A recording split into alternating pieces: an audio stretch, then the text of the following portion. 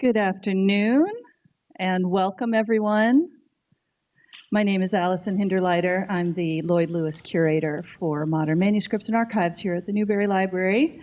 And I want to thank you for joining us to today's event entitled Pause and Prosper, Women's Rest Panel, created by Praize Productions, Inc. And I love the alliteration, Pause and Prosper, Praize Productions. I'd like to acknowledge the Ann Barzell Dance Archives Fund for its support of this event. And I'd also like to thank the Chicago Dance History Project for recording this event. So thank you so much, Michael and Sean. I acknowledge that the Newberry sits on land that intersects with the ancestral homelands of several tribal nations. The Anishinaabeg, the Potawatomi, Odawa, and Ojibwe nations, the Illinois Confederation, the Peoria and Kaskaskia nations, the Miami, Wea, Ho-Chunk, Sauk, and Meskwaki nations as well. The Menominee, Kickapoo, and Mascoutin nations also call the region of Northeast Illinois home. Our mission at the Newberry is to connect you with our extensive collections and to the humanities. To do this, we organize free public programs, adult education courses, and free exhibitions based on our collections. I am very proud to announce that one of our many dance collections includes the archive of Praize Productions. Yes. We have an inventory of their archive online on our website, along with historic footage of 2 early performances that you can watch anywhere, either in the library or at home on your laptop. Flesh from 2013 and Back to Black from 2014. This is thanks to the generosity of Praize's founder, Enrique Lynette. Thank you. And Reese, thank you so much. And we at the Newberry are thrilled with the partnership between us. If you'd like to explore this collection or other collections further, getting a free reader's card at the Welcome Center is quick and easy. Our staff are happy to answer your questions about the Newberry, or you can visit newberry.org to explore all we have to offer. And to support our work, I would ask you to please consider making a gift to the Newberry by going to newberry.org and clicking Donate at the topmost menu. Without further ado, I want to hand it over to our wonderful panel and to Reese, who will introduce our panelists. Thank you so much. Good afternoon, everyone. My name is Enrique Lynette, affectionately called Reese, so you'll hear both names today. I'm the CEO and founder of Praize Productions. We are a 501c3 organization housed on the south side of Chicago. And we have 3 major platforms. We have a performing arts school for youth. We also have a professional dance company comprised of all women of color, Rise Pro Elite. And we also have our outreach platform where we partner with Chicago Public Schools and other organizations to bring arts enrichment.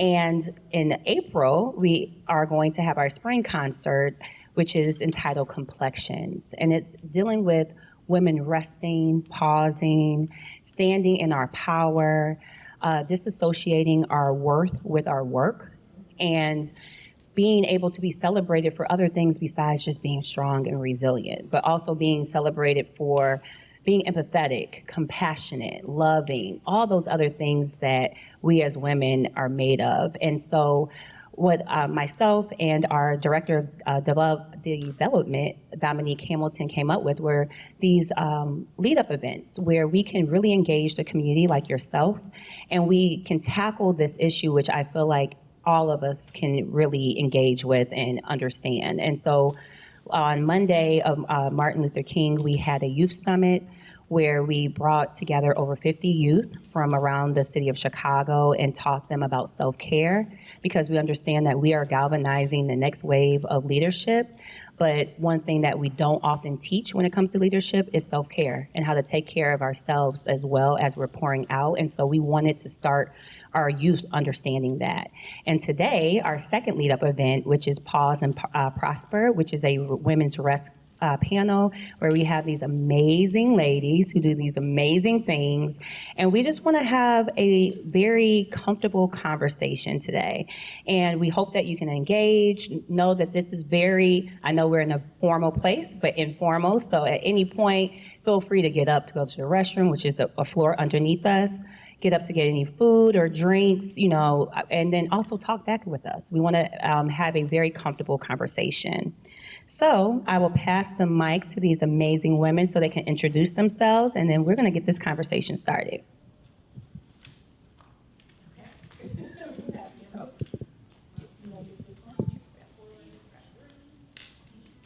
Hi, everyone. Can you hear me okay?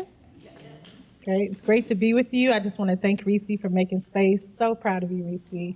All the work that you're doing is just incredible. It's nice to have a moment to pause and to talk through some things we don't normally have the conversations and opportunities to do. So my name is Mariam Chum. I'm going to disassociate from my job for a little bit. First of all, first generation Chicagoan. My mother's from Pine Bluff, Arkansas. My dad is from Matam, Senegal. So I have the best of both worlds in my ears at all times. Yes. Oh, Mama Kamosha, good to see you. One of my dance teachers from 7th grade just changed my life in the after-school program. So whenever I see you, I give thanks. Thank you so much, Mama Kamosha. You are the world. You are the world.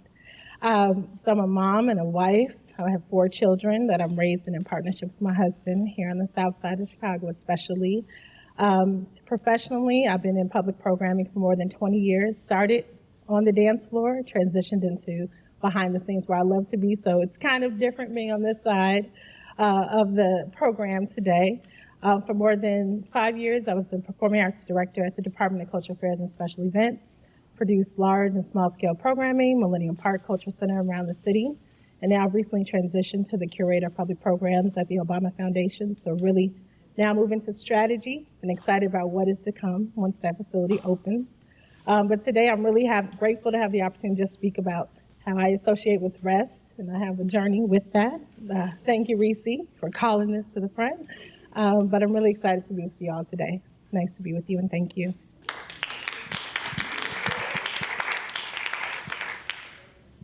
Hi, I'm Karshay Dahl, Reese's big sister. Professionally, I am a recovering lawyer. I practice for just under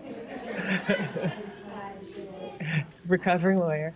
Practiced for just under 20 years in big law as well as in-house at public companies. I retired last year. I've been focusing my energy on causes and organizations that are meaningful to me and our family. So I vice chair the National Domestic Violence Hotline. It's an amazing organization that's been around since 1994 when President Clinton signed the Violence Against Women Act. Just last year, we answered our 7 millionth contact. So we are putting survivors in contact with resources that they need. And then also teaching young people the importance of healthy relationships.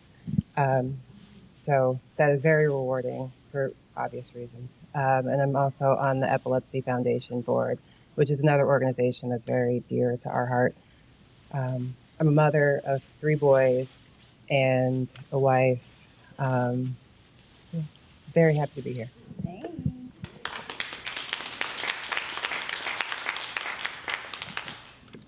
Good afternoon. No idea why I'm up here. Well, because it feels like accountability. I am being called into the principal's office because I don't know how to rest. Right? So we're talking about it. So first off, I want to say that Praize Productions is one of the most magical places on earth because it wakes my daughter up with joy. She does not like to miss. I did not have to wake that little girl up this morning. She was up before me because she wanted to perform. And so anything that makes my baby feel as special as she does and as accomplished is a blessing to this world. Thank you. You all are doing a wonderful job. And so I'm here because I like to learn in these situations as well. I like to be in accountability with other good people. It's hard. The world we live in is so unforgiving, and it takes a lot of your spirit to survive it. We don't practice love and care of one another. And so it's hard, especially if you have a heart and you love people. So I love people enough to be here in accountability so I can have the reserves to continue to love people. Thank you for having me. Oh, girl, I'm sorry. I just started talking like we know each other. Right. My name is Stacy Davis Gates. I am a mother of 3, beautiful, happy, and healthy children. I hit the jackpot. I'm going to tell you, what a blessing. And I have a husband who is a great father, and he enables my voice and my leadership.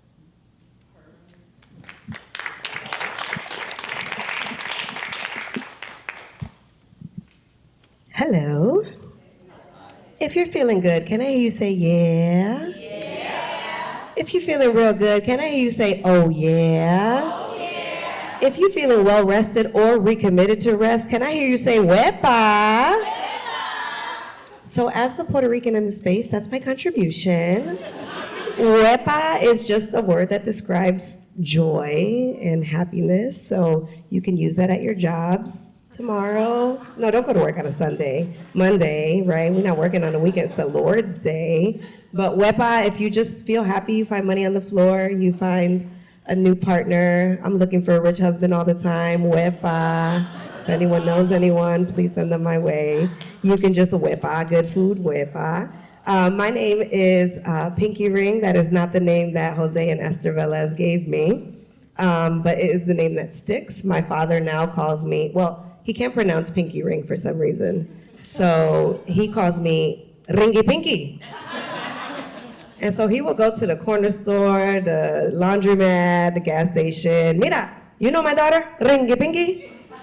And if they don't, he will show them a YouTube video of my music. And so I am in the space of artistic creation, and so much love to Praize Productions. Like, it's really important that we show our young people what they can accomplish through the arts, right? So many times, me growing up, my family said, what are you gonna do with that kind of career? And here I am thriving, right? Doing this work, still looking for a rich husband, but definitely thriving. I am a hip hop educator. I'm actually flying tomorrow. Carnegie Hall is bringing me out to New York to do workshops with their music teachers on how to use hip hop and hip hop pedagogy in their classrooms. I'm a Recording Academy member and a Grammy U mentor. My mentee is in the house. Hey, boo. Can we give this young person a round of applause for also pursuing her artistic endeavors?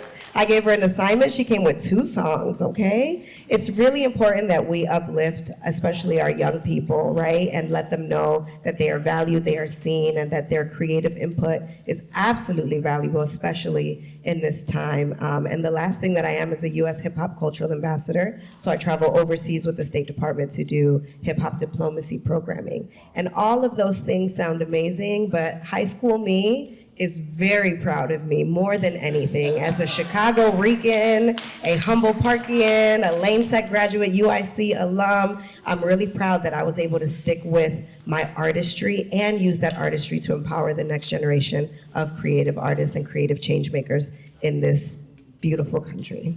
Wepa.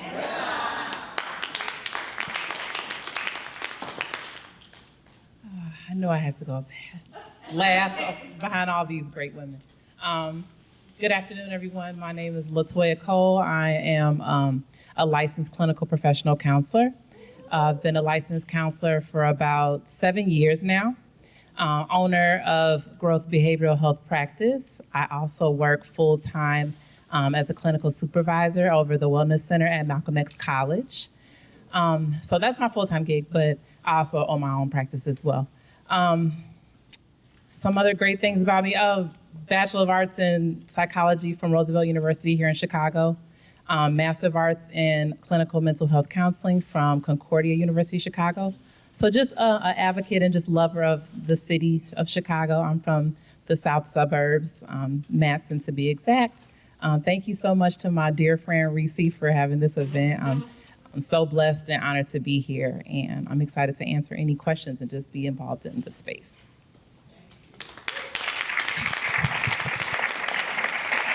These women are amazing. Like, I was just sharing with some of the people earlier today. I'm like, I am blessed to be surrounded by such phenomenal human beings. And thank you so much for sharing today. It's going to make me emotional. I'm listening. You know, I already know them both professionally and personally, but I mean, you guys really make this world a better place, and thank you for sharing with us today. So next, we're going to show a little teaser video. This is also a teaser from our upcoming show, Complexions, April 13th, that I shared about with you. But because it's in the theme of rest and pause, we thought it would be great to kind of open up this segment to really put us in that space of what that looks like.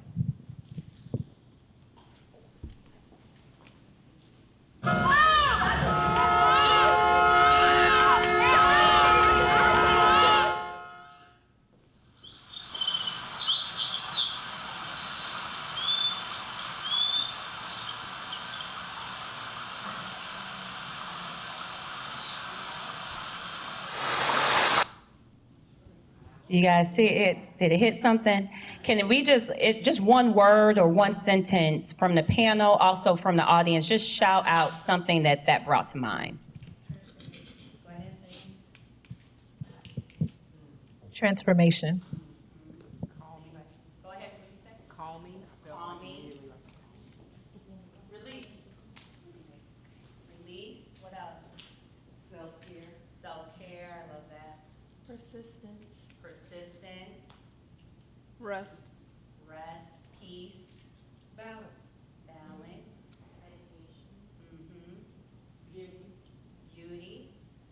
I felt the noise and distraction inside of her. And we wanted to open that up because I feel like that's something that we all carry every day.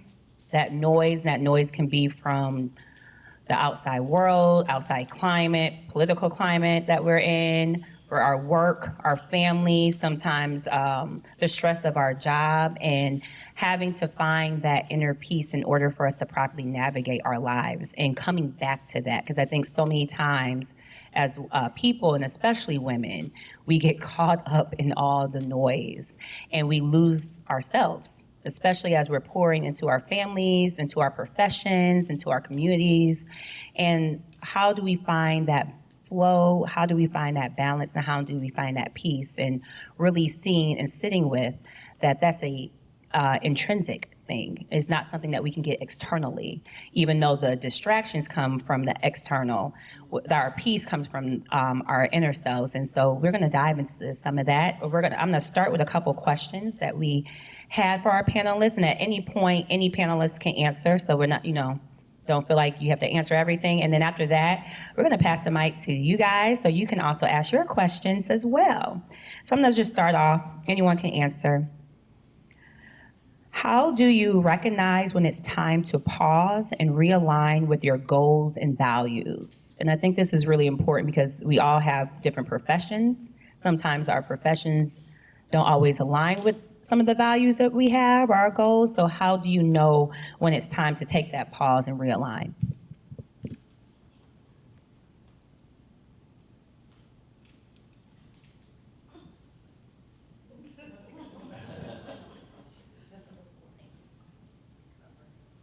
So for me, it's physical.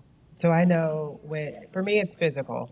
I know when it's time to kind of reset, realign, because I feel like the weight on my shoulders. It's a very distinct feeling that has been consistent my whole life. And usually when I was working and I felt it, I do this thing where I need to touch the ground. I need to be physically grounded to kind of balance me out in the moment, whether I plant my feet or I stand up, touching the ground in a solid way. And then I can kind of get through that moment. And I think over time, you just kind of recognize it and you know when it's coming, when something is triggered and you respond to it. I try not to let it get too far at this point. So I know because it's a physical feeling that I have. And if I can just do a follow up, because I know these women personally as well. My sister I'll be 40 this year. She'll be 43. And are you 44 already? You're B44. Look, I'm the little sister, I tell all the business.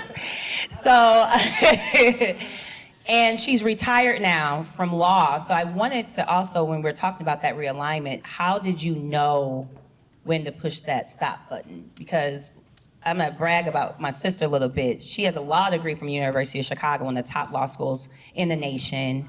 She has practiced for the last 2 decades. Brilliant lawyer and a mother of 3, also married. So after putting so much work in your practice, going to school, how did you know to make that decision to push that stop button when it comes to practicing?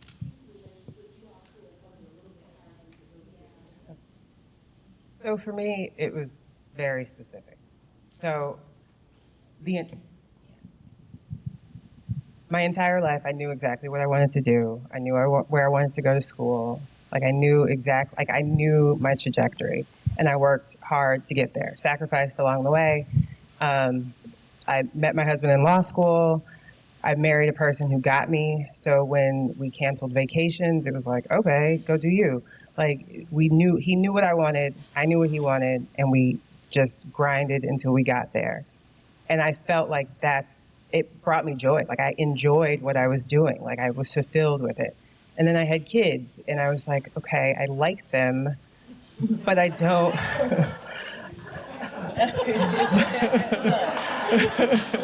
We're gonna keep it real today. But I don't like them enough to give up all that I've worked for. And I scaled back a little bit. I was no longer working in big law where it was just all deal based and grinding and traveling. And I went in house, and so I had a little bit more control over my life. And I saw how that was impacting them, and I saw how that was impacting my marriage. And I was like, oh, giving them a little bit more time, it's not what I thought it would be. And then about a year ago, my youngest son had a seizure in the car, and it was just out of nowhere. And I was like, okay, we can figure this out. We have friends, and we got him into Lurie's, and we figured out what was going on in the sense that we knew it was a seizure, but we didn't know why and how and if it were going to come back. And they started coming regularly. And so we were like, okay. And I compartmentalized. And so I'm like, okay, this is home, mommy. I can get this. We go to the doctors. We can figure this out. And I remember one day at work, my boss, he knew what was going on. And he was like, oh, how's it going? And I just lost it. And I don't lose it. And I was just like, I can't, this is too much. And then I so I was starting to get into self-care, and I was going to these yoga classes and sound baths, and I was doing this thing where I thought it was just a event that women were going to talk about their feelings and listen and meditate. And it turns out it was this woman who was kind of she read energy, and so and there was something to it because she was talking to the other women, and I was thinking I was going to ask or talk about this transition, retiring. What was I supposed to do? And she looks at me and she was just like, you have kids? And I was like, yeah, I have kids. And she's like, there's one, his head, there's something going on with his head. And I was like, yeah, this isn't what I was here for, but yeah. And she was like, he's okay. She's like, I feel like he's protected. I feel your ancestors protecting him, and it's okay. She's like, but there's something that you're thinking about, and there's energy that you have that's nervous and anxious, and he's feeling it. And she's like, I don't want to make you feel bad, but he will get better when you settle, and when you settle your energy. And I was just like, okay. And my mom, I went home and I was talking to my mom, and I was shaking. And she's like, it's not you, but he feels your energy. He's an empath. You are adding to this. And I was just I was like, okay, babe, it's time for me to wrap this up. And so I knew because in that moment, I knew my family needed me in a way that I don't think they needed me before. And it was true. Like I'm present in a way that I've never been. It's still fulfilling in a way that I never, and I've had this time to spend doing all these other things that I didn't even know I wanted to do. And my baby hasn't had another seizure. And so like, I just kind of Look, Allison, we might need some tissues up here. I didn't think about it. I'm like, anyone else want to talk about that? I can share. I think also physical. This is the ultimate do as I say, not as I do, okay? So listen to me and do what I say, but don't do what I do. Because I'm also like you, Stacey. I don't know how to stop. I don't know how to rest. You know, hip hop is, and the music industry is a hustle culture, right? Like if you're not on the next trend or doing the social media or the content creation or all of those things. And so for me, and I don't know if anyone else has felt this, I know when I'm not in alignment or when I need to rest, when I physically get ill. And that's a problem, right? Because we shouldn't have to wait until we literally cannot get up off of the bed in order to stay in the bed or in order to relax. And so for me, I've started to feel those signs of dis-ease in my body and try to pre-rest before that illness comes in. And 9 times out of 10, the illness never even comes because I can identify it and say, actually, let me not. Because if you don't rest, your body will make you rest. And we've all been in that situation before. And so I think it's that, and also I'm a very spiritual person, so when I don't feel my connection or alignment, or when I feel like my head is jumbled and I don't know the next step, I don't know what to do, I'm not making the right decisions, I don't feel like I'm in alignment, it's time for me to go see my padrino, go, get a reading or do what I need to do in order to align myself. But it's those physical cues, but also those spiritual cues that we get from, we have a lineage of ancestors, of women who didn't get to rest. I look at my mother and she still, to this day, doesn't rest. And it breaks my heart. And I always say I'm, the women in my family, I'm their wildest dream because I have the chance and opportunity to do so. So it's like part of when I saw that photo, it reminded me of birthright, right? Like that, it's our right to rest, right, on this earth because the matriarchs in our family did not get to. And so it's those physical cues, but also for me, it's those spiritual cues when I don't feel like I'm hearing messages, I don't feel aligned.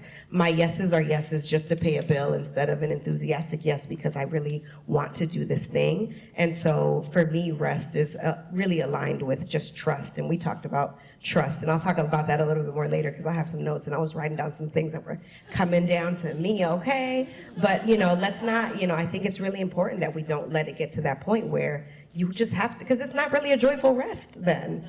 You sniffly and you in the bathroom and you're not feeling good and the Netflix show's not good because your brain is foggy, right? So again, to do as I say, not as I do, I encourage us all to rest prior to when that physical illness hits, and when you feel disconnected, when you don't feel in alignment anymore. Yes. Woo. Look. For women feeling overwhelmed, what is one small step that they can take to begin prioritizing rest and reflection? And I'm going to throw this to Toya, my sis, because she's in the mental health business. So I just want to hear your feedback as far as when we are feeling overwhelmed as women. What are some of the things that we can do to start prioritizing ourselves and our rest? Or just not even as women, just as people in general. You just said small step, so take a small step. Even if it's something like take 5 minutes. If 15 minutes is too long, if you have little ones or big ones, because oftentimes they pull on us as well. Just take 5 minutes of quiet time, me time. If it's something as small as you have to just go to the restroom and just act like you're using the restroom and you just take those 5 minutes as like a quiet time, that's okay, but start small. I always tell my clients that because it's hard oftentimes for a lot of people to take a whole day off, or if you're a caregiver or if we're partners or or whatever we are, it's just hard for us to take a significant amount of time off. So I just, once again, just take a small step, just 5 minutes, 15 minutes a day will make, or you will see wonders in your life as far as your mental wellness. Yep, go ahead. And don't be afraid to schedule it. Like, put it on your calendar and block off the time, and so no one else can slot in the meeting or slot in the conversation. Like, actually put it on your calendar. You don't have to, it could just be meeting, but you know what it is. Like, and it makes it a bit more real if it's not just an ad hoc 15 minutes, but a 15 minutes that you have planned into your day. Like, that would help. That helps for me. Absolutely, I love that. Starting small, because I think sometimes even thinking about rest and pause can be overwhelming, and we don't talk about that. And then also scheduling yourself. I know one of the things I do before I go into my house, I sit in my car. And I decompress, because I do not, I believe in energy, and I don't know, I don't want to bring that into my sacred place, which is my home, which is my place of peace. And so, like, I would literally just sit in my car like this. Sometimes no phone. It would just be, I know people probably looking at me crazy in my garage, but it's just like, I want to make sure that the craziness of the day, I'm not walking into my space, bringing that back into my crazy. And being an entrepreneur, let's be real, we don't have a click off. My phone is buzzing all the time. So just taking that pause even before I go into the home. Yes, Mariam. Just to add to that, I had to actually seek out professional help to learn how to rest properly. So over the past few years, especially because when I go into my house, there's 5 other people there. So even when I sit in my garage, we see somebody comes up, Mom, what you doing? I'm like, trying to get away from y'all. I love you. But I've worked with a life coach. I've worked with an executive coach to really get my jobs in alignment with my personal values. If this is a space I'm going to spend a majority of my time, it has to be something that's beneficial to me. And then also in the last 3 years, I've worked with a therapist. She's like, Monty, you know how to go. You don't know how to stop. So I'll share this. I've never considered myself an outdoor person just because I said, I don't have time to stand outside and enjoy nature. I got stuff to do, right? And so, like, I didn't even understand that was like a learned behavior of just going. Because when you're, in my family, a lot of pressure has been put on all of us to excel, to get our bachelor's, our master's. I remember, I love this family member, but they said, oh, Monty, okay, you married, you got your kids, you got your bachelor's, your master's, you got your certificate, you got a good job. I think you can relax now. Yet my nervous system is fried, okay? So I said, I'm so glad you're happy. But I realized that I had to disappoint a lot of people to establish boundaries and unlearning a lot of things I was taught. Because when I'm with myself, I have to be at peace. And I couldn't even get proper rest at night. A friend of mine traveled with me overseas, and she said, Monty, you don't sleep, you just take long naps. And then I get up and get the rest of the things done I have to do. And so, working with a professional, I've been able to say, she's like, this is our sacred time when we meet, we schedule it, it's our meeting. But she says, how do you bring this into your world? You can't just get up at 4 a.m. and think you can cram everything you need for yourself between 4 and 5:30. That's not possible. So I started to just have the opportunity to really put some practices back in. This past few months, I've gone to Colorado. I walked by mountains. I was like, this is beautiful. I'm like, look at the sun. The sun exists. I was just like so grounded. I went to Mexico, went in the ocean. I was just like, I never would do those things because I realized how I need to find that space for reflection back to myself. And everyone is good. Everyone will be fine if I am not there to always facilitate everything. But then I've also shared with my children, I don't overprogram my kids. The only one good thing for me personally that came out of the pandemic was we had nothing to do on the weekends. We ate together as a family. So our Saturdays, I don't commit them to anything because they also have to learn rest. And my kids are very strong-willed and vocal. And they will say, I don't feel like doing that. I do that on Thursdays at school. I'm not interested. And I have to learn how to respect that because they're learning how to rest and recoup for the following week. And so there's some things in my house that I'm doing different. And so I've learned over time, there's some family members I can't call because they're like, what you doing? You watching TV? You resting? Like, what? So I know, I block everybody. I know who to call. I know me and my friend were like, we're resting. We got somebody clean the house. We're high-fiving. Like, what? We're doing things that make our lives better. And I think it's so important that this is a journey. Every day is different. Every day is a new practice to get this right for ourselves. So just know that it's really going to be a journey, and everything that I'm hearing today, I really am taking in, and I'm looking forward to continuing my next trip to be grounded and really making sure that as I move forward, when I look back, I don't see just the accolades, but I actually see the moments that I did take some deep, reflective time for myself. And speaking about those accolades, beautiful. Look, y'all dropping some gems today. And kind of piggybacking on that, Mariam, the next question, how do you measure personal success or prosperity beyond material achievements? And I think this is important because we live in a capitalistic society. We have that dog eat dog and that rat race. Even I feel like it has filtered in even into the arts world, where I'm like, why is this here in the nonprofit world? So how do we begin to redefine what success is and prosperity, and not having to define it with an achievement, or, like I said, producing something that, like, we're still worthy and value if we don't produce not a darn thing, I've been sitting here thinking about how all of our behavior is learned. And like we have watched our grandmothers and our mothers and our aunts, our favorite teachers, the ladies in the church. Like, we have literally been socialized to do everything that we're doing. And if we didn't do it, then, right? I'm just really struck by the misogyny and the racism and how we have been socialized, right? Our value is in what we can do for someone else. And we really cleave to that. Or I'll speak for myself. Because I watched my mother do it and I watched my granny do it. I just watched all these wonderful, brilliant, hardworking, beautiful women do it. And it's really revolutionary to think of it in a way, because maybe this will help. Maybe it should be a rebellion.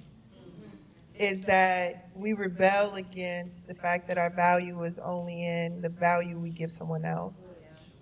That we can be liberated from that, because that is a vestige of enslavement.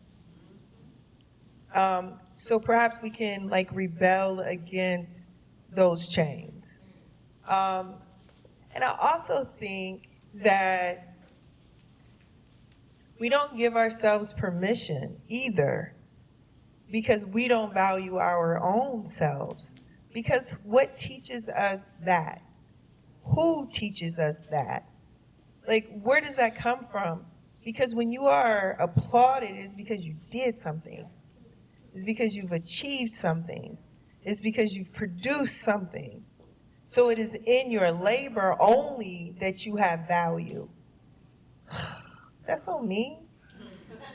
It is. It is just so mean, and we are operating on that. And I don't know the answer to that, honestly. I don't know how you don't do that. And I know that the practice that these women are speaking on, so by the time I'm 50, I'm going to value myself. So I'm giving myself 2 years to start habits and practicing, right? Sometimes I don't engage with people because I don't know how anymore, because I'm practicing how to prioritize me in the engagement, and I'm clumsy because I don't know how to do it yet, and I'm gonna hurt your feelings, right? I'm gonna say it wrongly. I don't know how to do it yet. And the hardest part is trying to expose your work to other people, because they don't get it. And then here's the other hard part, being okay with them not getting it. Because that too is a part of how we engage with each other. I need you to know that my heart is pure. I need you to know I'm doing this. I need you to know. What happens if they don't? Do you die? So, right. And so the discomfort that we feel because of how someone else engages or reacts or is impacted by us. And so trying to learn new habits it's tough. It is tough because there's not a lot helping us disrupt that. Yeah, yeah.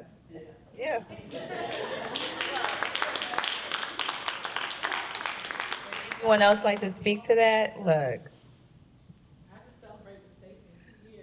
I know. I love that you said rebellion, right? Because I think that that's where it's at. Like, rest is part and parcel of the revolution, y'all. Especially now. Do y'all see what's happening in this world? Right? And if we are not well rested, if we are not ready to be at the front of this fight, we're not going to make it. Right? We have to be well rested, well fed, well loved.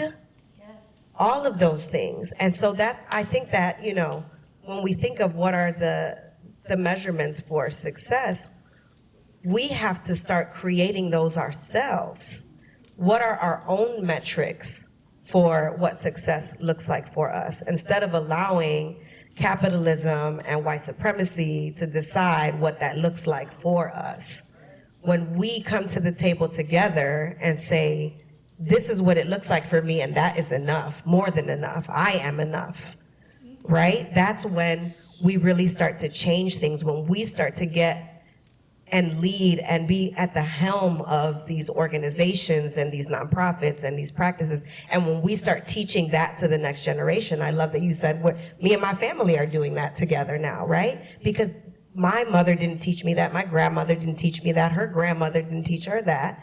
And so once we start passing that on I love this next generation. That's why I love being a mentor, because they are so free, they're so content, they're just living in their truth. They go to therapy. Listen, I am here for it. Like, the reason why I look this good is because I drink my water and I mind my business, okay? And I fight racists also, right? That's also part and parcel of the revolution. So when I think of rest, I think of two things. I think of sometimes you can't rest, right? Let's be real. The world that we live in sometimes does not allow you a moment of rest.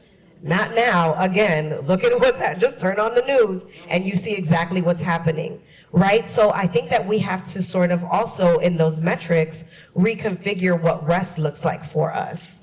Maybe it's not, you know, you think of rest and you think of sleep, or you think of wasting time, or you think of a bath bomb, and maybe it is that, but maybe it's not. Maybe it's 5 minutes of something, right? Maybe it's sitting in your car before you go inside. Maybe it's just a face mask. Maybe it's just taking off your shoes and grounding yourself outside. So I think of that, but I also think of rest as a community effort. Like, we place rest on the individual. You're not resting enough, you're not sleeping enough. If my community took care of me, then I could rest. Amen. And so I think of rest as like it's based in, and we talked about this, faith, right? And faith is crazy. Faith is believing in something even if you have no absolute proof that it exists. But we have proof now. We're gonna win in the end, right? I saw a video and it was like, what if I told you that in the end we win? How do you then move accordingly? And so rest as a faith practice means that you need to have faith in yourself, in your genius, your intelligence, your capacity, your capability, your track record, but also faith in your family, that they can hold it down if you're not around, faith in your leadership at your job, that if you take a break, they got it, everything's not just gonna burn down, right? Faith is a community practice as well, and so what we have to do is also start structuring what that looks like around us in our nonprofit orgs, in our jobs, with our children, with our mentees, in this just world in general. Like, using rest as a practice of faith also means that you have faith that you're gonna make it in the end, that we're all gonna make it in the end, because let me tell you, we are. I love that. Y'all preaching today. I didn't look.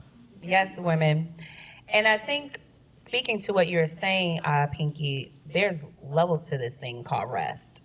Because what I'm finding out now, as I'm even writing the script for the show, I kept thinking when I was like, okay, I'm gonna write this show about, pause and rest. So I'm like, I'm gonna be in my soft girl era. Like, I was excited. I'm like, massages, like, bubble baths, but really it was deeper than that. So now what I'm uncovering is it's not just rest physically, it's rest spiritually. And you could take all the massages you want to, but if your spirit ain't at ease and at rest, it doesn't matter. And I think what it is like what we saw in the teaser is getting that from within. So, that's a whole nother level I think sometimes we don't even uncover, because it's like, I can't afford to go to the spa. But you can sit here and find that peace within your soul. You know what I'm saying? I can't afford to go on a vacation. But you can make sure that you have that pause where you can go within. So can we speak to even that other side of rest that I think some people who are like, well, I can't take the vacay, or I can't go to the spa trip, and they think that they can't rest or find pause. Can I jump in on that? Absolutely. So they say there's a phrase that says the best things in life are free. And so a lot of these words that you all are throwing out, peace, love, balance, those are things that are all free. We see these billionaires around us and we're like, oh, they have all this money and they're not happy. A lot of them, if you have an intimate conversation with them, they'll tell you that they're not happy, or you can just see that they're not happy. So money doesn't mean everything. So to your point, just those things that are free, like love and balance. And I think that those are things that we should see within ourselves, not just tangible things like, oh, a house, a car. Those are things that can be replaced. But those things that don't have a dollar amount on them, like love, balance, peace, spirituality, just giving of yourself to others. That's another thing that's just not, you can't put a dollar amount on. I think those are things that we should also just celebrate also. Thank you. Now, audience, I know you guys have some questions, so I'll let you guys jump in. I'm going to give a microphone to Allison, and at any point, just raise your hand. Allison will come next to you so you can ask your questions as well. And please say your name. Stand up. We want to meet you.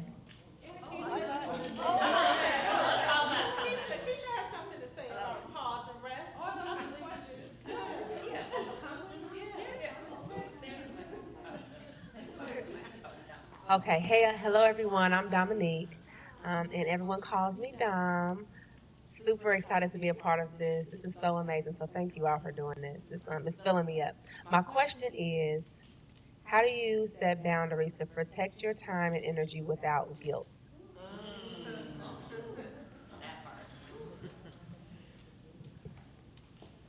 For me, the guilt is always there. Like, I just have not been able to get over that part. Like, whether I'm working or not working, there's guilt because I'm doing A, but I could be doing B, or I could be spending more time doing B. I think the key is not to let the guilt hinder you. Like, don't let that overpower you or stop you from doing what you want to do or what you're setting out to do. Like, you just kind of got to push the guilt aside and keep going. Use it, let it push you, but it doesn't go anywhere. At least for me, it doesn't go anywhere. I would even add, sometimes we have to unpack guilt. It might be shame more so. I try to take time to see who is shaming me and why. Is that real? Does that exist? Or is that just something I'm feeling because of an expectation?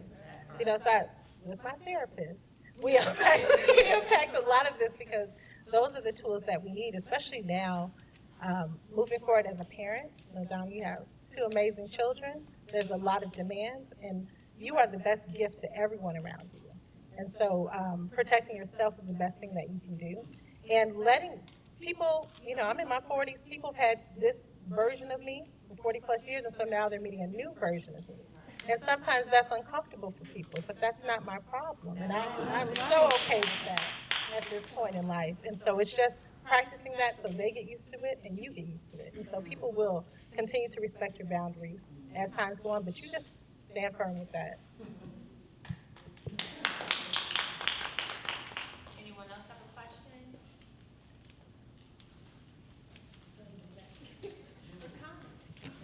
Question or comment, either one.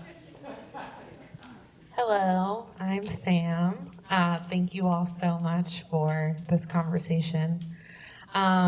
Just to piggyback off of Dom, because we actually had the opportunity to host a workshop together in December that was also talking about this concept of rest, but rest in other ways besides kind of what Pinky was talking about, like sleep and, those things that have become, popularized as like self-care, like a bath and, those things that you think you're just like taking off time. But in the context of like communal care and how we can shift the narrative, are there ways that you think about rest in terms of like activities? Because sometimes I feel like people don't find that their work is restful, but we were exploring movement as rest and like taking care of your body as a form of rest.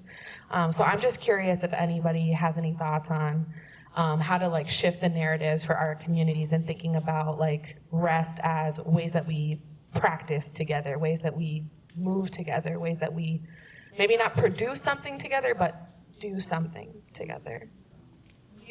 That's a really good question. You said communal care. Like, how do we collectivize that? How do you stop the white gaze? How do you release the patriarchy? How do you unlearn the white supremacy? That's the only way we're going to get collective rest. Be clear about what aggrieves us, what corrupts our spirit. It is none of that stuff. You know what I mean? And so it is born out of systems of oppression. And this is the trick, especially in movement work, is like, how? Because the ultimate rest comes here. But hell, we might not ever get to the ultimate rest. Here, somewhere else, but maybe not here. So it's like, how do you practice having each other's back? How do I practice trust? How do I practice asking for help? How do you hear me ask for help? How do you receive my weakness? Like the scripture I am in right now is that God's power is made perfect in our weakness. So I'm trying to be weak, but not in the sense of helplessness, but in the sense of I know I need more, like my spirit, my soul. You know what I'm saying? So, but I have to have faith. I have to have a trust in that process. And then collective care is about, I know you got me. Collective care is the trust. Collective care is, I know we both care. We all care about this thing. So if you need a beat, we got you. Or, hey, I've been tracking you in your spirit in a minute and I feel it. I'm going to need you to go take a beat. Also seeing other people. So now I trust you to know that when you see me, because we don't see ourselves. We swear to God everything is great and we cussing everybody out. You know what I'm saying? Think about how we are caricatured as Black women. The caricature is your fatigue and your exhaustion. It is not real. It is a response to the oppression, right? And we laugh at that. I have to see you when you get to cussing. And I know you cussing me out, but I'm going to have to say, baby, you need a beat. I know you mad at me, but you need a beat. And I think that's how you can start practicing it. The trust part is huge. Because, like, if I don't do it, that's how you're raised, right? If I don't do it, if I don't get it done, if it fails, I don't get another shot. I don't get to play anymore, right? You get one chance. What my granny say? Twice as good for half as much. That's your lesson in life. Think about how mean that is. You mean to tell me I'm only going to get half as much? I don't want to play that game.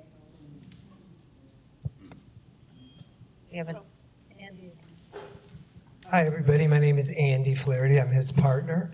And Reese, thank you for letting me be here. I feel a little guilty. I want to say that I am the oppressor and the oppressed. So I want you to be reminded that as a white man, I may look like an oppressor, but as a gay man, I'm oppressed too. I need to say that for me. But what I want to say that I think is awesome is thank you for letting me be in your sacred space. Thank you for letting me hear and eavesdrop on a conversation that I hope men will begin to have. Men are, they're anorexic with a lot of this emotional stuff. I'm stealing an idea from listening to y'all. And I want to say one thing about the spiritual part, which probably people don't like to touch sometimes. Maybe in this room they do. But a lot of people shy away from spirit or God, right? Mine is a squirrel, my higher power. And when I go to the woods like you did to that mountain, I just sort of look up in awe and I rest in the beauty. And so those of you in the arts, those of you who work and have done things, and I heard the mention of movement, the arts and the creation of beauty is a place of pause. Not for you, the creators, but for those watching. We're going to need to look for beauty and celebrate it loudly. Because if we fight back just with noise, the beginning of the tape, you see how y'all reacted? I think you said that, I'm like, I don't know about how calming that was, but it shook me into the pause. And so I think about what you all are going to do as therapists and artists and public servants is what I would call you. And as an educator, we desperately need that. And the only thing for me, it's, sorry for your 2-year goal, it's taken me 15 years to learn new behavior. I'm 64 years old. I started this at 30. And I was the overachieving jump higher. Dad said jump higher, jump higher, jump higher, jump higher. Oh, you broke your neck? It's okay, jump again. And it took 40 years to learn how to do that. So I really applaud all of you who are here talking about this. I hope we can rub it off on some men. I'm thinking we got to get a men's group. I don't know what I'm going to call it, but that's what's going to happen. But they need to shut up and write some stuff down and be quiet. So thank you for, and I'm very pleased that you would let us be in here. Thank you very much. Thank you so much. And to speak on that, this is sacred space. I'm happy you said that. I forgot to say at the top.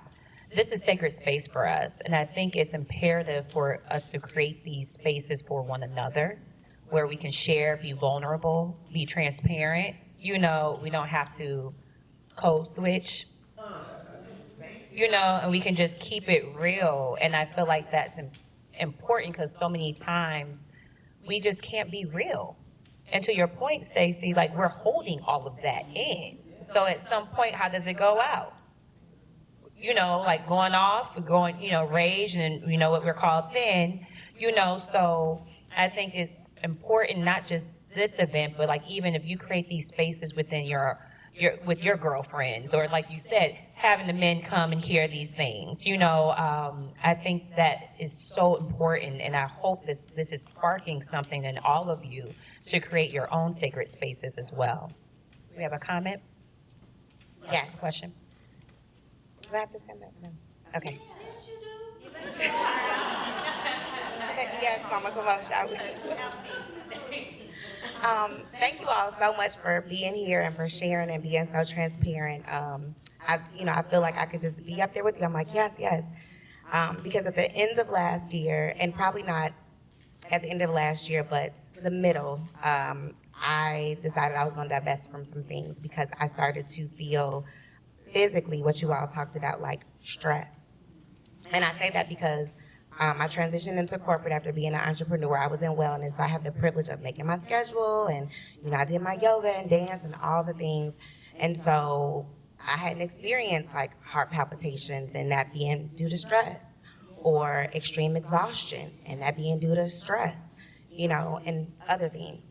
But I say all that to say, and tying it into the spiritual piece, and it's been like the undercurrent. Sometimes there's not going to be necessarily someone else, right? But there is God. And when you think about just the power of God and us thinking that we have to do things, sometimes, not even sometimes, we actually don't. Because when God says, lay it at my feet, that's what it means. Lay it there. And that's all that's required is the time to come and sit and pray and commune and praise. That's it. And so when we think about the spiritual and all the stuff that we have to do. I've committed for this year, which is a process. Like I haven't got it yet, but that I am going to it's Sabbath, whatever day my Sabbath is, whatever day I decide, I ain't doing nothing. I'm not thinking about work, nothing. And like I said, it's a process, because even on this weekend, it's, stuff comes up, but that is my goal. So I just want to encourage us, let's not wait, because that for me is not rest. If I'm sick, if I, can't, that's not rest. That's a different type of stress. But as you shared, Marty, I'm let's just enjoy and be and, commune. And then when we think about too, only I can do, my cousin sits here to my left, and I love her. She's so a part of my village. But I work, the corporate space that I work in, everything that you spoke about, Stacey, I had to go from me being in a stairwell crying, and because I'm I'm gonna quit. No, you can't quit, because you've been looking for this job for 8 months. So I had to go to my faith. And the same stuff that happens, sabotage, gaslighting, all the things. I just did an event for an amazing person. They gave me no help. And I just sat down and I prayed, and I said, you know what, let me just ask. I'm gonna ask my family. So for a huge corporate place, I had to call my family in to come and help me do something. But what that taught me was that I don't have to do everything. And even that mindset, right, is scarcity. We got people. And that's in this time, what we have to lean into, we got people. And when we don't feel like we got people, or, it's too much to think, it's too much stress, lay it at his feet. And I say that too, and I'm gonna shut up, because for this last event, there was so much in addition to my job that I needed. When I tell you, I wouldn't have spoke it. Amber is here, and I could have called Amber. I needed a photographer, I didn't have the money. Somebody walked in my office. It's nothing but God. And I got more stories like that, but I'm just telling y'all, lay it. Lay it means lay it. Yeah.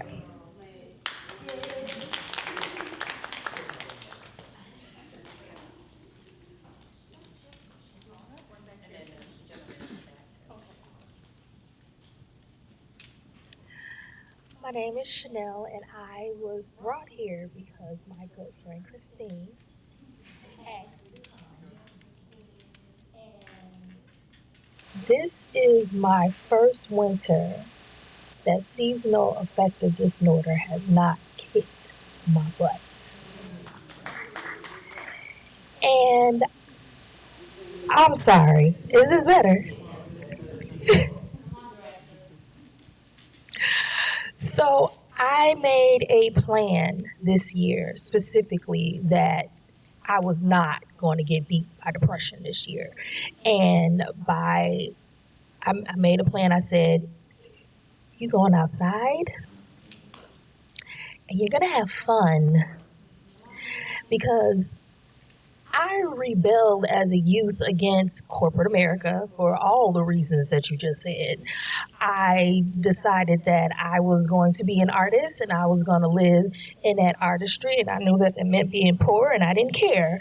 And so I decided to embrace that and to really put a focus on all the things that you said were free, that we could all get. But then the truth of capitalism and poverty really did start to put a lot of stress on my spirit. I started having stress-related seizures, and the doctor was like, you got to figure out what's stressing you out or you're going to kill yourself. So I said, what is really actually stressing me out? So I made a list. All the things that stressed me the most. And the top two were two specific people.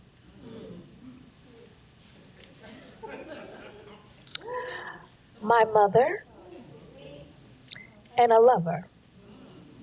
And I decided to get rid of them both. And found myself homeless. And it was in that spot. That's right, we are not. But that was part of the journey. I had to get there. I had to be there because it was only in that spot down there, by myself, or at least feeling by myself. I've always been a bit of a loner. I had nowhere else to look and no one else to save me or to save to make myself feel better. So I called it a stress diet. I put myself on a stress diet. Literally, if I was talking to someone and I started feeling anxiety or whatnot, I would simply just turn around and walk away from them. I was like, nope, I'm done. I am done. Boundaries, yes. I started seeing a therapist and I started talking to a spiritual person, and they were like, you just don't know what boundaries are, do you? I'm a fish, I'm a Pisces, I'm a water sign. We use the water, fluid, just what are boundaries? Things just flow, all of that. And I was like, no, this water needs a container. So I put myself in a container and I told myself I had to swim in this container. It is me. So, yes, it's literally what it is. I started seeking out spiritual works because I'd always found myself spiritually inclined, but I started seeking out spiritual works and listening less to the ways that other people had interpreted them for me and learning how to read esoterically and learning how to decipher esoteric works really grounded me and helped me find a place of peace, because people sure know how to use religion and in the Bible, etc., to try to manipulate and control and gaslight, and I was over it. And I wasn't just over it in my head, I was over it in my soul.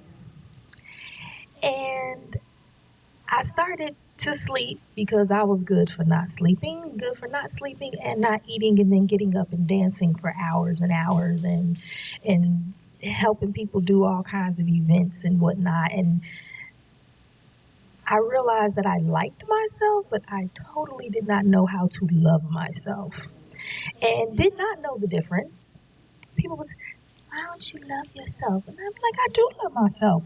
And then in reflection, I realized, you don't, because you would not treat anybody else that you loved this way. Why do you do this to yourself?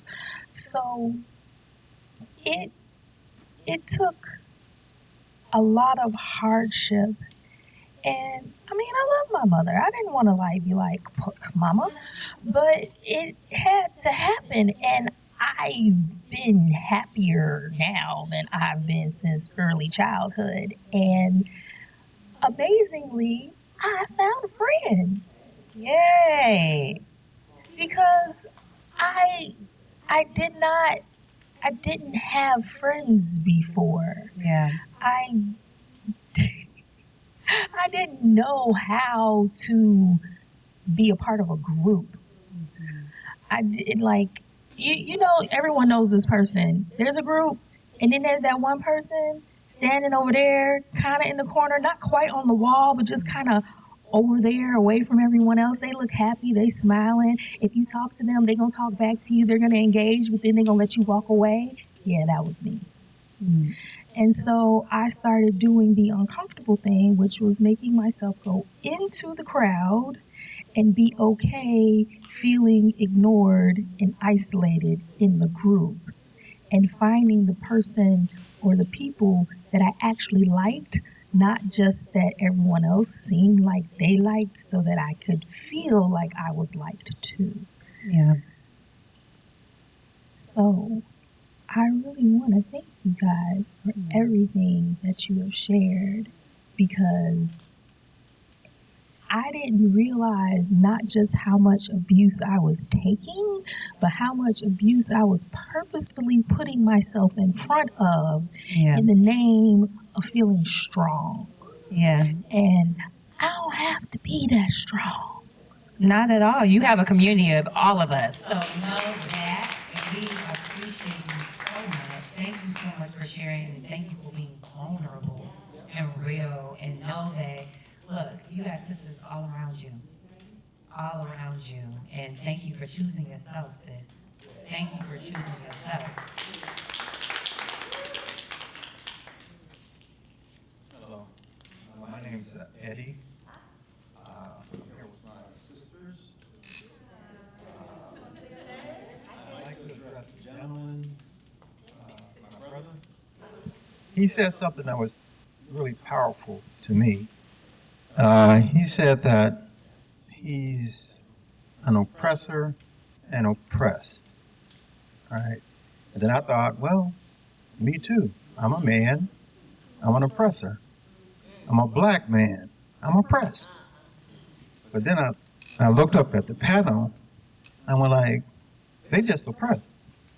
They don't get the opportunity to be oppressors. And I said, you know, there's something in here where I see these women, you know, my sisters. It's her birthday. And Reese, you know my soulmate of a year. And my question is, as an oppressor, as a man, we have something that we always say. And as we say, when women ask us, what do you want in a woman? And they think we want to say attractive and sexy. And no, we say we want peace. Every man says that. We want peace. And I looked up at the sign and it says Women's Rest Panel. And I'm thinking, if I get rid of the WO, it says Men's Rest Panel. And that's what my brother was talking about. And we need to get together. But my question is there something that we oppressive men are doing in our simplistic view of just give me peace, that is causing women Reese, you know my soulmate Pharaoh, okay? Now don't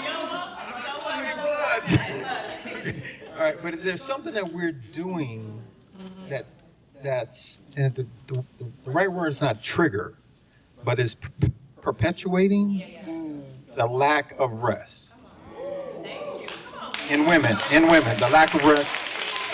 All right, wait. See what I said? I said the lack of rest. My sister said in women, but the lack of rest in women. So, the one thing I just want to, when you say that men always say they want peace, it is not my job to give you peace. Sure. It is not my job to give my husband peace. He needs peace on his own. He needs to be whole on his own. I am whole on my own. I have peace on my own. And then we come together as two peaceful people who are raising peaceful children. But it's not my job to give you peace. Find that. Do that work. And so I think what may be perpetuating this is that sometimes women take that on as their responsibility. And it's not my responsibility. It's not my responsibility to make anyone happy. Like, it is my responsibility, and even my children, like, sometimes I'd be like, I don't have to do that. All I have to do is be black and dad. That's all I have to do. I don't have to do anything. And, like, I am, in one of those things, your earlier question about how do you measure kind of success or what, like, it is also for my kids to find peace on their own. Like, I am not entertaining you. No, you find that on your own. So when you grow up to be strong black men, you will have that peace. You will have that security. You will have that wholeness. And then you can take that and put it out in the world. So I don't know what you expect women to give you, but I think men should find it on their own the same way that we have to find it on our own, and women need to stop taking on that responsibility because it's just not ours. So anyone that's an advocate of therapy, in therapy, the first rule that we always say is what? Acknowledging that you have a problem or that it's an issue, right? So the fact that you even acknowledge that it's an issue or that it's something that needs to be spoken about speaks volumes just for yourself and this gentleman over here as well. You all acknowledged. And the next step is your own self, like fixing your own self. Like you'll learn that in couples counseling, whatever counseling you yourself. You can't fix someone else. You can only fix your own behavior. But those are just the two things that I'm just gonna stick with is just acknowledging and then focusing on yourself and fixing yourself. And then it will, I feel like I'm gonna put that into the universe that it's gonna become contagious to other people. Once you're fixed, then it's gonna just come, it's like a domino effect. And it'll come out in your spirit. People see like, oh my gosh, like what's different about you? You know what I mean? Because you've done all this fixing of yourself and then it just comes out in your spirit. So thank you for acknowledging that it's something that needs to be spoken about and that it's something that you're speaking out to. That was a much nicer response. Look, we have time for maybe like one or two more questions, so we're going to keep Can I just them add one short. thing to Yeah, that? absolutely. I think it's really important that we acknowledge, and again, thank you to you both for that acknowledgement of the space that you take and who you are. I think that what happens, pardon my French, is that we expect oppressed people to fix shit that they didn't fuck up.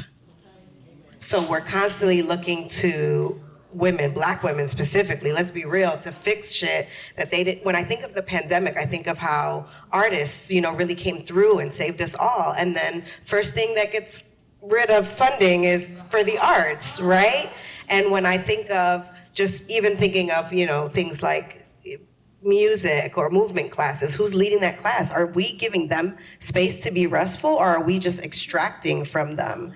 And so I think the important part when we're thinking about how folks who live that life of, whether it's a double life of oppressed and oppressor or just oppressed, especially in this administration and the world we're going into now where we see, DEI is just completely obliterating roles that were necessary. I think it's really important that those folks who have that privilege, whether it be white privilege or male privilege or whatever, to step up, right? To be a voice, to advocate for, to create spaces, right? When I think of rest, that takes time, it takes money.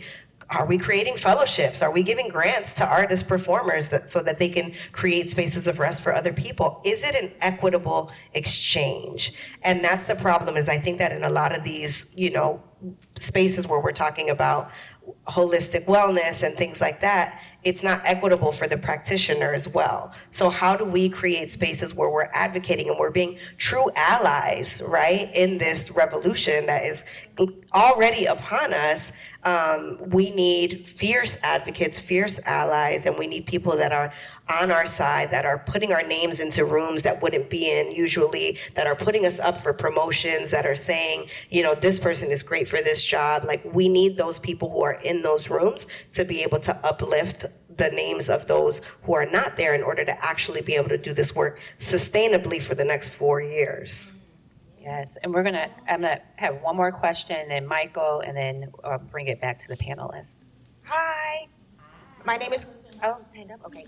I'm gonna try to make this quick. My name is Christine Hollingsworth, and I think today is the start of community and communal rest, and in the sacred space, allowing faith and community and rest to assist us. I know you all know who Toni Morrison is, so my question is, she said a lot of what, especially women of color, but a lot of what we learn comes from our family, our communities, and, just our environment. How do we unlearn these things, especially when we're not ready to go to therapy? I know for me, doctor, therapy, I'm sorry?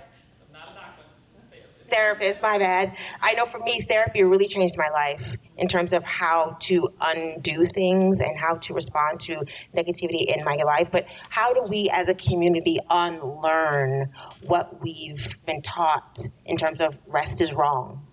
As a Black woman, you have to be strong all of the time. So I was just raised around Black women who were strong all of the time, and it was debilitating. So how do we start to unlearn? And I know events like these help, but how do we make it habitual? If I can just say one thing about that, I'm not a therapist, but celebrating 10 years of therapy this year, okay.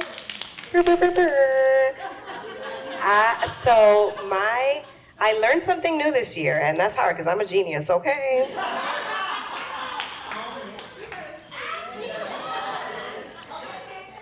I learned something new today, and which was not today, but just this year. My psychiatrist told me that we cannot unlearn things, but we can create new neural pathways scientifically. I didn't know that, and because we keep saying this word, unlearn, unlearn, unlearn.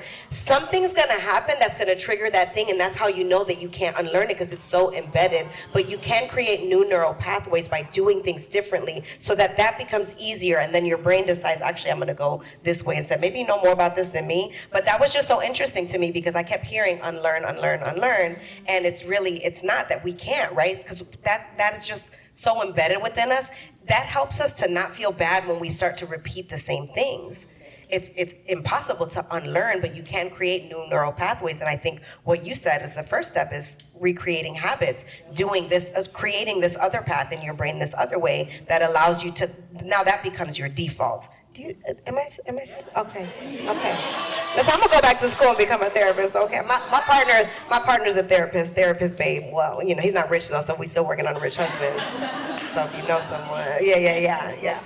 But yeah, that was just really interesting to me because it allows us to have grace for ourselves when we still repeat those patterns, right? Because I think that's really important. We often we beat ourselves up for doing the same thing over and over, but it's scientific. And when it's scientific, now so it's not me, because I think that we're just meant to believe that we're inherently wrong. We're broken. Something is broken in me. I keep doing the same thing, and that's not the case. But what we can do, again, is create these new pathways so that becomes our default, and these negative habits and these toxic habits don't. Just some info. The more you know. Hi, everybody. My name is Michael, and I have a question for the two creatives on the panel. We have been equating rest with rejuvenation, but I find that there's joy in certain types of work. That you can put me in front of a spreadsheet, I'm making a budget, I'm having a blast.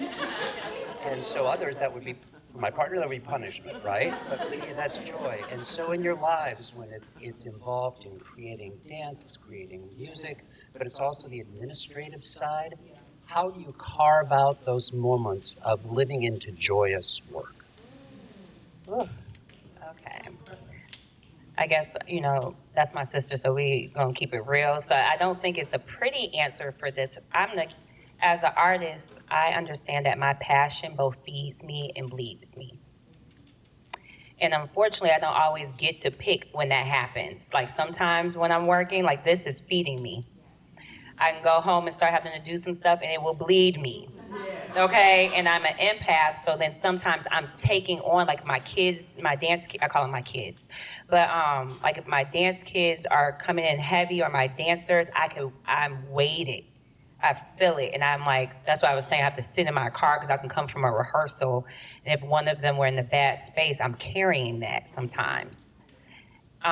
So also, like I remember being in I think it was like a conference or something, and the guy who was over, he was like, stop trying to find balance, find flow, because that's more realistic. Because, like when do you have a perfect balance? We don't. You know what I'm saying? Sometimes you are going to have to give 75%, and the other times 25%, right? So I have accepted that my passion, which is also a part of my calling and my assignment here on earth, so I know I was purposed to do this thing, So I have accepted that sometimes the flow of it is going to feed me, and sometimes the flow is going to bleed me. And then also creating now what I'm learning now with this show, because I live everything I write. I'm learning how to create space for Reese in those bleeding times. Because I can't stop the bleeding. Because we care, and we love, and we feel, and I don't want to take away from my heart. I pray over my heart and my mind every single morning.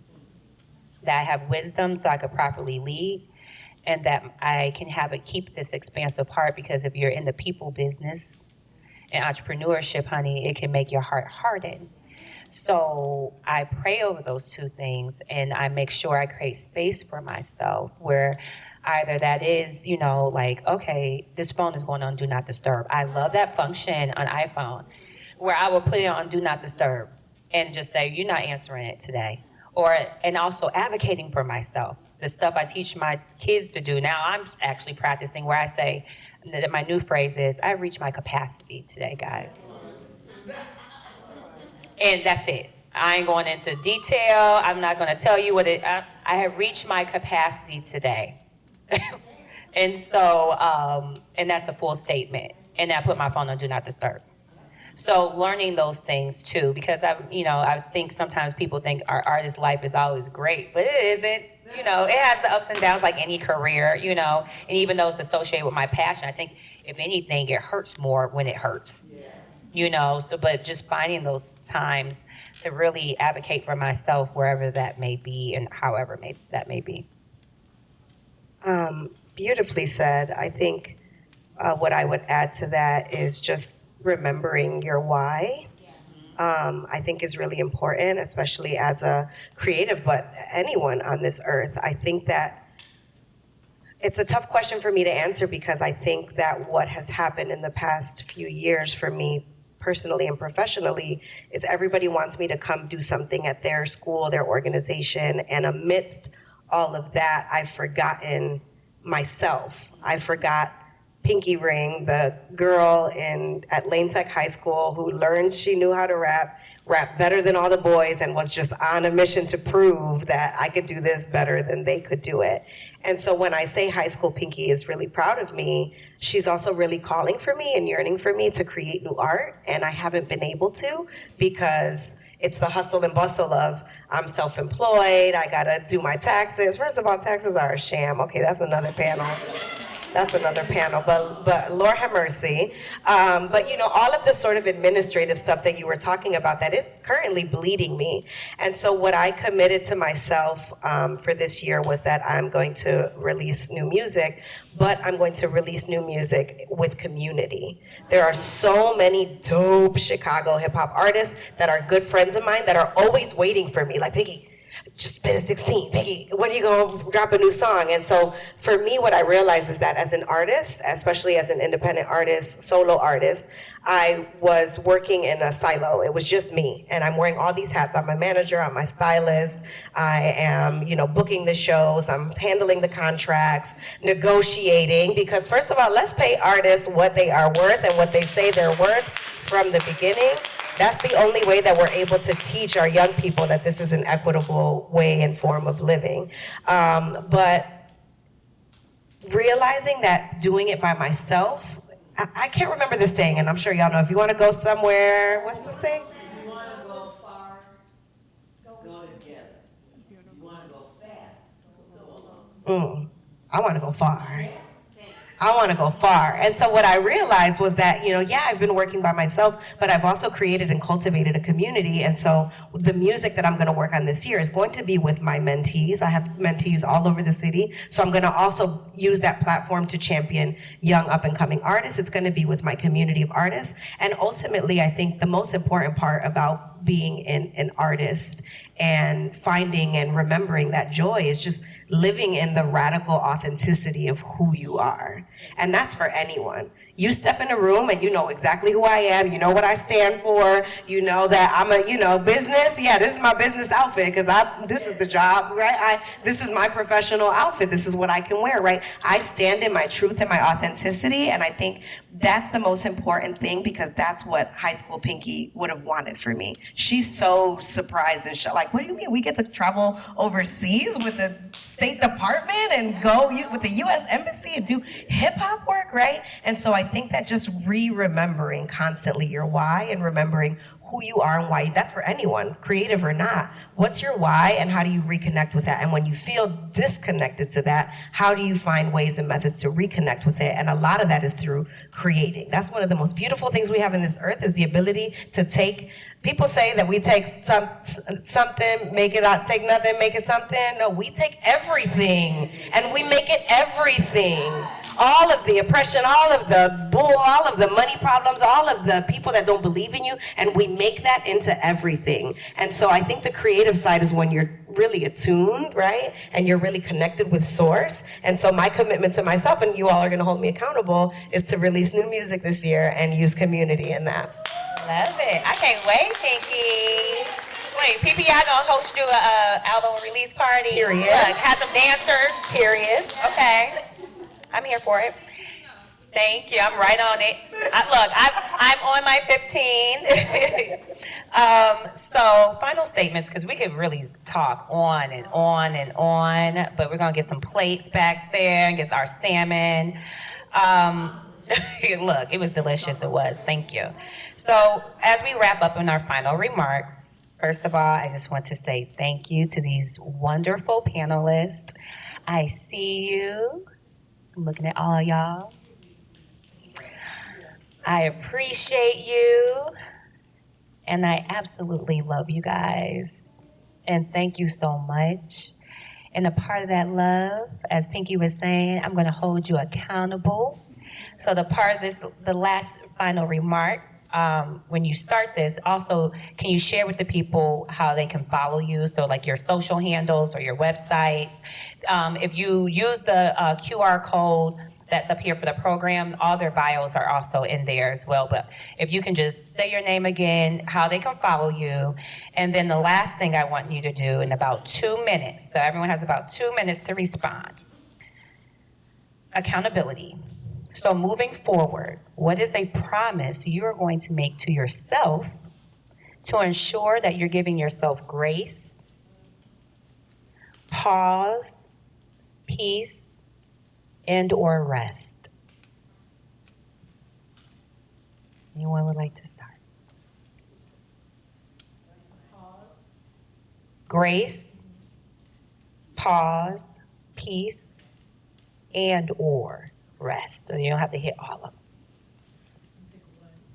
them. So don't follow me. All I talk about is my kids on social media. But get to know me. Meet me in person. I'd love to connect with you all. I think for me it's peace. I'm actually embarking on a journey of learning to swim again. Okay. So once a week I'm swimming at my local park district because when I was in Mexico, everybody jumped off the boat and scuba dived. And I was like, I can't, I want to. So that's a personal goal because I haven't swum since I was a child. So that's a personal goal because I think there is peace in the water and I think there's some groundedness that I need there. So I'm holding myself and I encourage you all to hold me accountable for that too. Similarly, no one wants to follow me. It's just all kids all the time. I would say, I think that this year, last year, I think I'm in a good place of giving myself pause and peace. But one thing that kind of resonated with me was the community piece of this and finding a community where we can support each other in this act of finding pause and rest and peace. So I think I will hold myself accountable to spread out my efforts. I have no idea.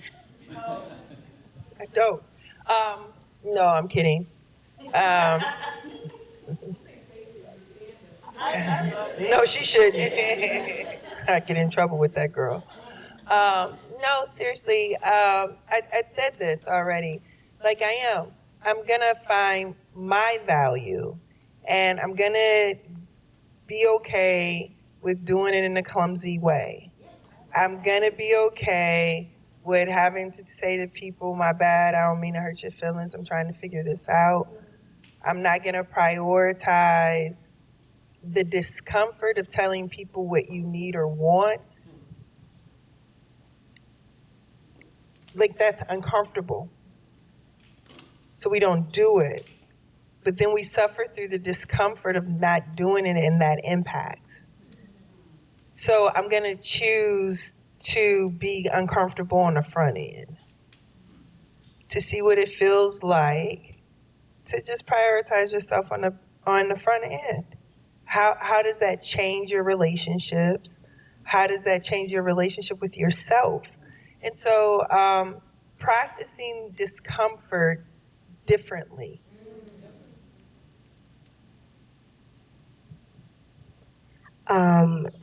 So you already know you're invited to the album release or whatever. So definitely, you know, one of the things that I am committing to prioritizing is, again, that artistry, that sort of inner child that all of us have to speak to and nurture and uplift, and remind them, right, that they're okay, that they're safe, that they're valued. And I do that through my music. I do that through, you know, mentoring youth as well. But I'm going to be very transparent in telling you all that this season is, you know, probably the hardest always for me. Ending, you know, usually like November till February, there's no work, there's no contracts. It's really hard for me. And so I'm having to figure things out and make ends meet. And so I told myself, instead of sitting in the doom and gloom of like, what's gonna happen next? I don't know. And this means that I'm the worst rapper and educator ever and everybody hates me and why doesn't anyone want to hire me? And it's hard when you're self-employed, and we talked about sometimes you can't rest, right? Like, let's be very real in that there are moments that you have to hustle, especially when you're self-employed, right? You can't take sick days, there ain't no vacation days, there's no one that can step in and do your job, and if they do it terribly, so you just fire them anyways. I'm getting beyond myself.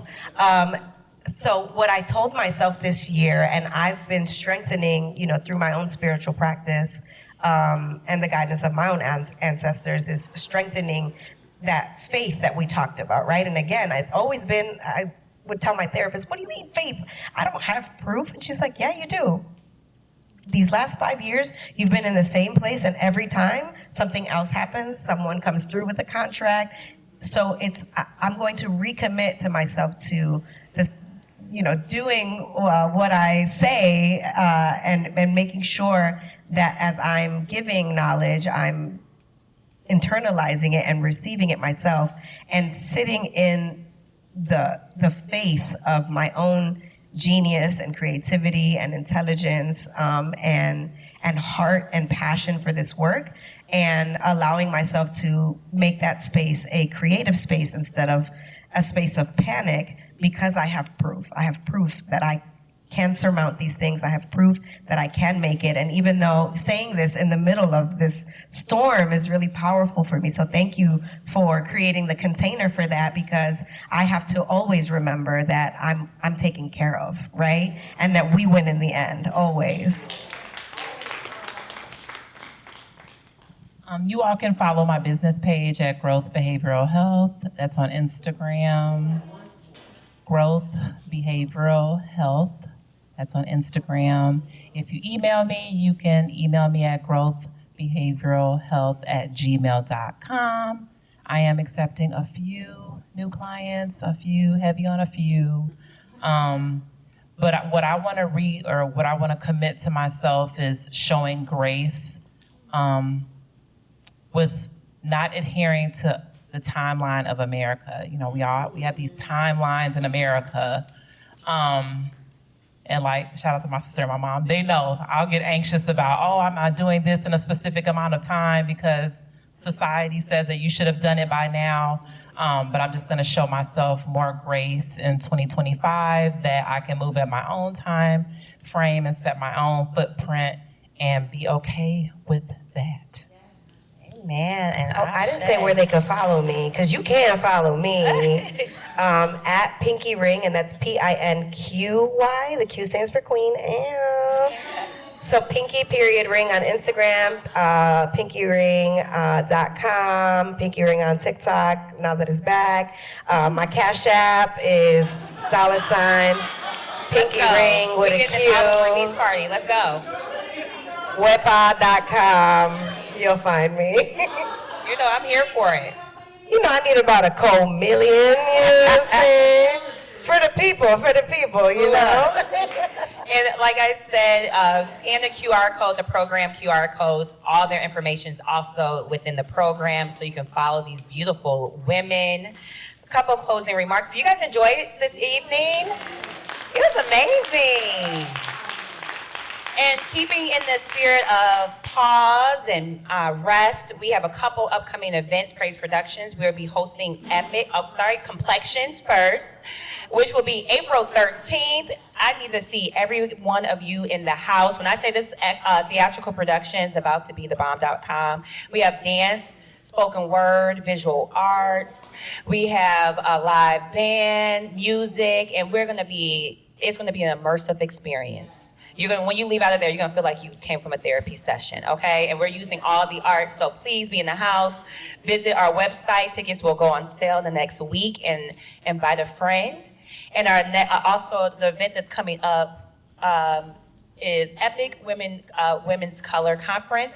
This is our 3rd year, and this year it's entitled Rested and Reloaded, because after we rest, honey, the work continues. So we want to really identify that and push that, like, we're going to rest, but there's still work to do. So that will be March 8th, and that's going to be an evening of fine dining, intentional entertainment, and it's an intimate setting. So I hope that you all are there. So you can go to our website. Tickets are already on sale, and there's a pre-sale going on right now, so don't miss it. And then, of course, if you have any babies, ages 3 to 18, we will love to have them in our academy, our Performing Arts Academy. All of our youth are a part of our professional shows, award-winning shows.